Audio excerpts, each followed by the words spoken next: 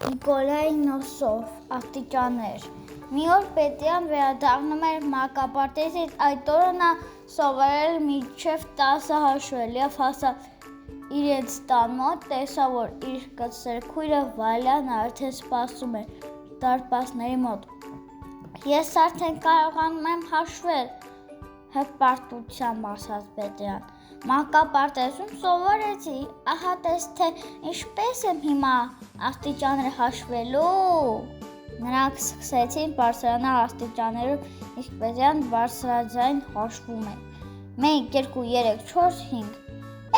Ինչու կանգնեցիք, հարցրեց Վալյան։ Սպասի, մոռացել եմ,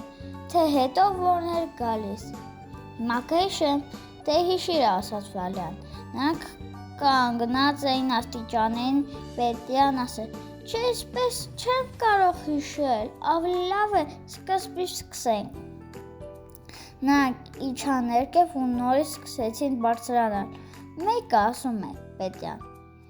2, 3, 4, 5 ու նորից կանգնեց։ Էլի մոռացար, հասնում է Վալյան։ Մոռացա, ինչպես կարող է այսպիսի բան պատահել։ Ախր քիչ առաջ հիշում էի։ Հանկարծ մոռացա։